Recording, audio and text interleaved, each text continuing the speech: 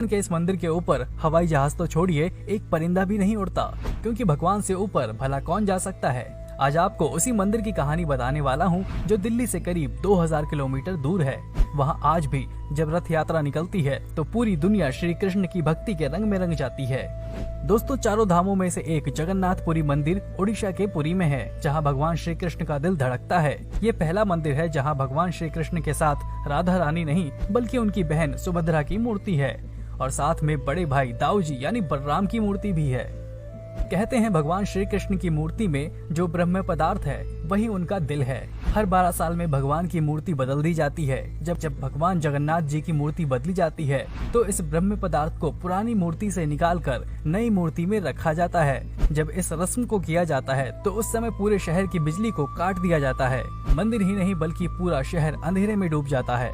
इसके बाद मूर्ति बदलने वाले पुजारी भगवान के दिल को बदलते हैं। जो पुजारी ये काम करता है उसकी आंखों पर भी पट्टी और हाथों में ग्लव्स यानी दस्ताना होता है, क्योंकि मान्यताओं के अनुसार जो इस दिल को देख लेता है उसकी मौत हो जाती है। इसलिए मंदिर के चप्पे चप्पे पर सीआरपीएफ के जवान मुस्तैद होते हैं ताकि कोई अंदर ना जा सके।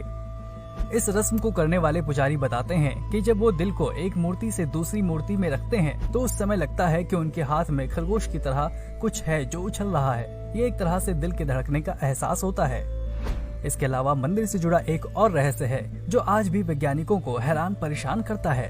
दरअसल यहाँ प्रसाद में खिचड़ी बनती है और उसे पकाने के लिए एक के ऊपर एक 7 बर्तन रखे जाते हैं, लेकिन सबसे ऊपरी बर्तन यानी 7वें बर्तन का खाना पहले पककर तैयार होता है, जबकि विज्ञान के मुताबिक सबसे नीचे रखे पहले बर्तन का खाना पहले तैयार होना चाहिए।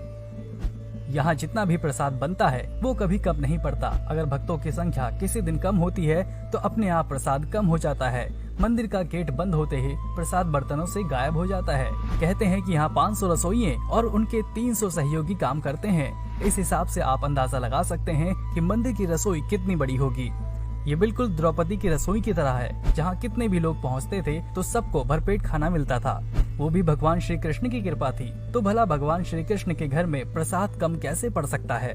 अक्सर मंदिरों की सुरक्षा को लेकर नो फ्लाइंग जोन घोषित किए जाते हैं, लेकिन यहाँ फ्लाइट तो छोड़िए उड़ते, यहाँ तक कि मंदिर के शिखर पर लहरा रहा ध्वज भी हवा की उल्टी दिशा में लहराता है। ये भी एक तरह का चमत्कार ही है।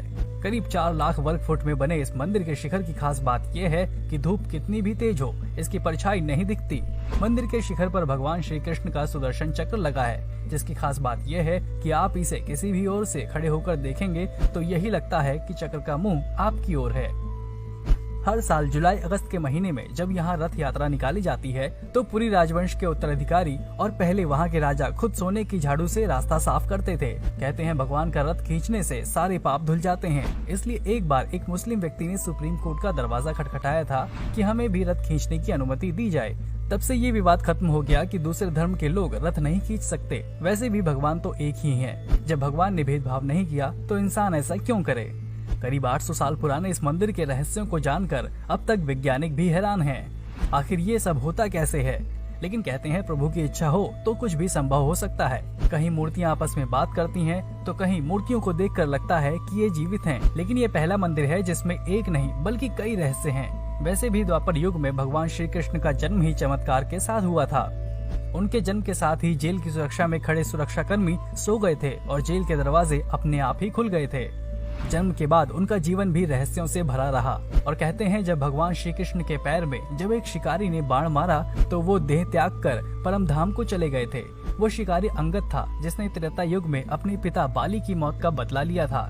लेकिन श्री कृष्ण का जब अंतिम संस्कार हुआ तो उनका दिल पंच तत्व में विलीन नहीं हो पाया और फिर वही दिल जगन्नाथपुरी मंदिर की मूर्ति में स्थापित कर दिया गया, जो आज भी वहाँ धड़क रहा है।